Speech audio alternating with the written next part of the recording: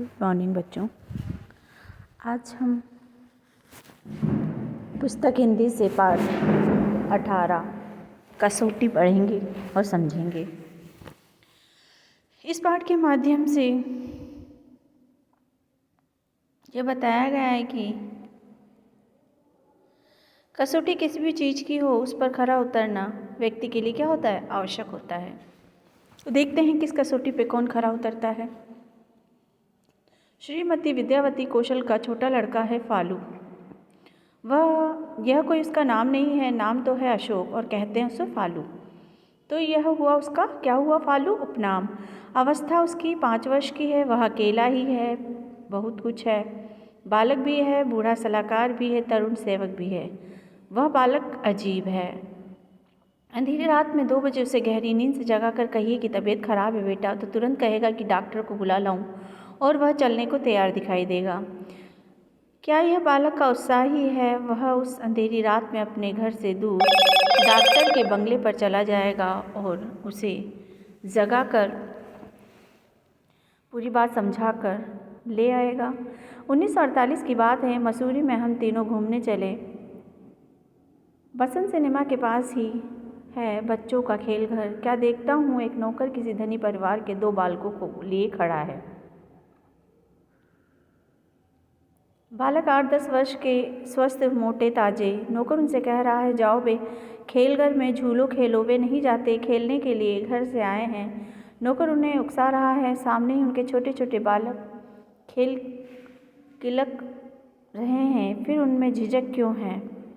मैं ठिठक गया, देखता रहा पर वे बालक नहीं बढ़े। तब आगे बढ़कर मैंने उस नौकर से कहा, भैया, जब तुम घर पहुँचो तो इनकी माँ से कहना कि खद्दर वाला मिला था, उसने आपको नमस्ते कहा है और संदेशा भेजा है कि आप माँ तो बन गई पर आपको माँ बनना नहीं आया।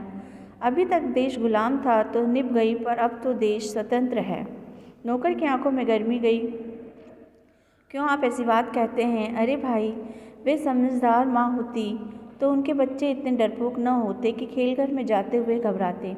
मैंने कहा, बच्चे तो बाबू साहब सभी के झिझकते हैं, क्या आपका नहीं झिझकता? नौकर ने मुझे एक ललकार सी दी।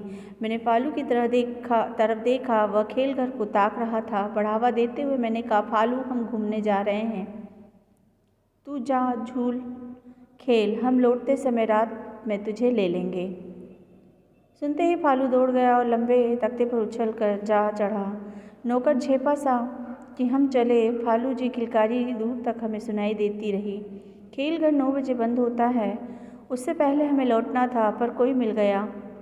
हम 9:30 बजे खेलघर पहुँचे। हम चिंतित थे कि फालू अकेला रो रहा होगा।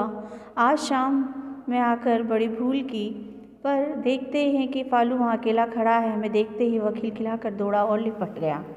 तभी एक आदमी आकर हमारे पास खड़ा हो गए। बाबूजी नमस्ते। खेलघर का मुंशी, एक गढ़वाली भाई बोला, आप बच्चे को छोड़ गए, 9 बजे तक खेलता रहा, पर जा, मैंने खेलघर बंद कर किया और आप नहीं आए तो मैंने सोचा अब यह ज़रूर रोएगा।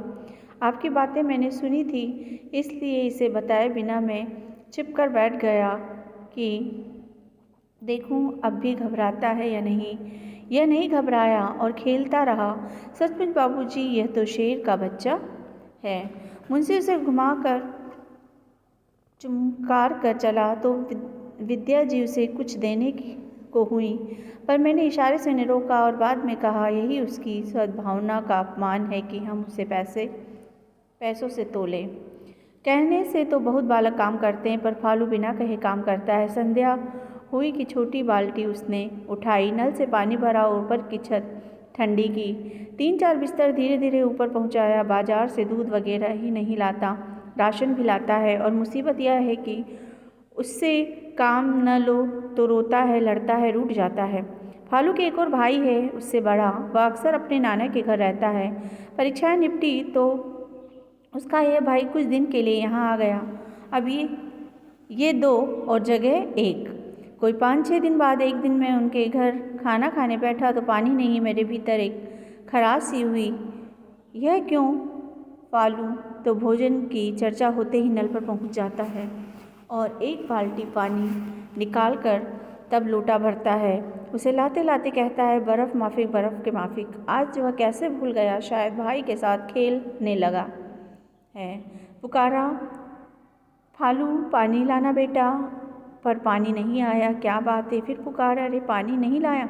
दबी सी आवाज़ कानों में पड़ी, प्रमोद लाएगा। और अब फालू हर काम प्रमोद पर टालता, कन्नी काट जाता और बहरा तो हो ही गया है। अब उसकी निगाह काम पर नहीं जाती, प्रमोद पर जाती कि काम तो प्रमोद क्यों न करे, वह क्यों करे। एक और एक दो की तरह यह भी साफ है, जिस काम को एक आदमी करता है उसे दो करने लगें तो वह पहले से जल्दी और सुंदर हो जाना चाहिए, पर होता नहीं ऐसा। मेरे धनी मित्र हैं सेठ सेवक राम खेमका। जिस गली में उनकी दुकान है, दूसरे व्यापारियों की भी दुकानें हैं, लाखों का व्यवसाय होता है इन दुकानों पर। किंतु यहाँ की नालियाँ और सड़कें हमेशा गंदी रहती हैं। बल्ब फ्यूज़ हो जाता है तो महीने नहीं बदला जाता। सफाई पर कौन ध्यान दे, बल्ब कौन बदले। शायद सबका यही उत्तर है, यह सड़क और ये नालियाँ हमारी ही तो नहीं हैं। नागरिकों में सामूहिक उत्तरदायित्व का बोध किसी भी राष्ट्र के जीवित होने की सर्वोत्तम कसौटी है। किसी राष्ट्र का बल नापना हो तो देखिए कि क्या इस देश के नागरिक देश के सामूहिक हितों के प्रति सतर्क हैं। इस प्रश्न का उत्तर हाँ है तो देश जीवित है और उसका भविष्य उज्जवल है, नहीं तो देश स्वार्थी नागरिकों के द्वारा किसी भी दिन तक बिक सकता है। अपने स्वतंत्र देश के सामूहिक हितों के प्रति क्या हम अपनी जिम्मेदारी अनुभव करते हैं, और अनुभव करते हैं तो क्या उसे निभाते हैं? स्वयं अपने से पूछिए और स्वयं ही उसका उत्तर दीजिए। तो ये था पाठ बच्चों कसौटी। हर जगह लेखक ने कसौटी पर सबको परखा। जैसे दो बच्चे थे, खेलने पर उनकी कसौटी वो परखे जा रहे थे कि वो बच्चों के बीच में खेल पाते हैं नहीं। दूसरा बच्चा फालू, वो अकेला ही खेलता रहता है, कितना निडर था। और तीसरी कसौटी थी राष्ट्रीयता को देखने की, कि लोगों के अंदर नागरिकता की भावना समाप्त हो जाती है, एक दूसरे पे डाल देते हैं कि हमारा कोई काम नहीं है। तो बच्चों, कसौटी पर हमेशा खरा उतरना चाहिए, अपने काम को अंजाम देना चाहिए। जो हमारा काम है उसे हमें कर्तव्य समझकर करना चाहिए। धन्यवाद।